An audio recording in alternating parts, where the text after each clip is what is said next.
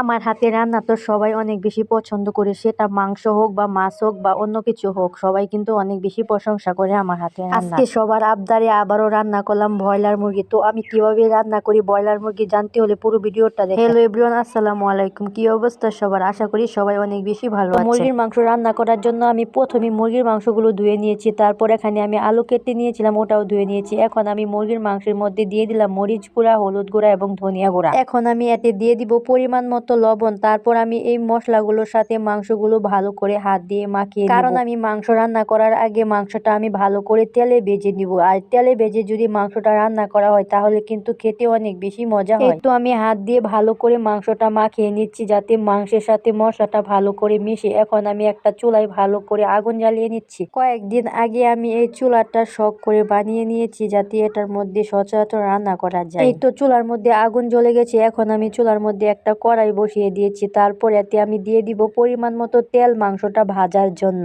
দিয়ে দিলাম পরিমাণ মতো তেল। এখন কড়াইটা ভালো করে গরম হওয়ার পর আমি মাখিয়ে রাখা মাংসগুলো দিয়ে দিলাম। একে একে সবগুলো মাংস আমি একসাথে কড়াইয়ে দিয়ে দিলাম।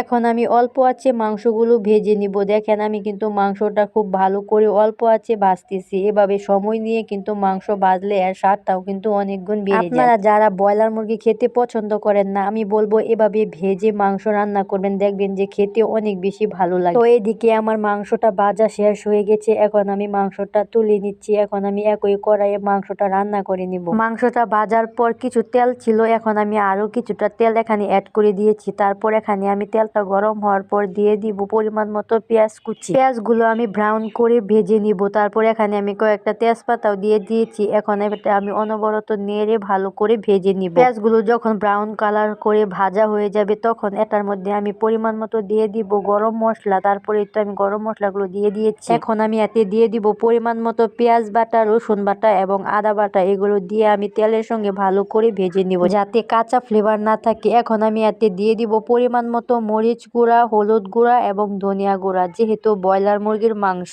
একটু জাল জাল খেতে বেশি ভালো লাগে, তাই এখানে মরিচ গুঁড়োটা একটু বেশি দিয়েছি। মশলাটা যাতে পুড়ে না যায় তাই এখানে অল্প পরিমাণ পানি দিয়েছি। তারপর এখানে দিয়ে দিচ্ছি ভাজা জিরার গুঁড়া। এখন মশলাটা ভালো করে কষিয়ে নিব। যখন দেখবো যে মশলার উপরে তেল বেশি উঠেছে তখন বুঝতে হবে যে মশলাটা কষানো হয়ে গেছে। এখন কষানো মশলার মধ্যে দিয়ে দিব কয়েকটা আস্ত রসুন। মাংসের সাথে আস্ত রসুন খেতে কিন্তু আমার বেশ ভালো লাগে। আস্ত রসুন গুলো দিয়ে একটু আমি নেড়ে নিব। তারপর যখন মশলাটা ভালো করে কষানো হয়ে যাবে এখন আমি দিয়ে দিব এখানে ভাজা মাংসগুলো। এখন ভাজা মাংসগুলো মশলার সাথে ভালো করে মিশিয়ে নিব। যখন দেখবো যে ভালো করে মেশানো শেষ এখন এখানে আমি দিয়ে দিব পরিমাণ মতো জল। যেহেতু এটা ব্রয়লার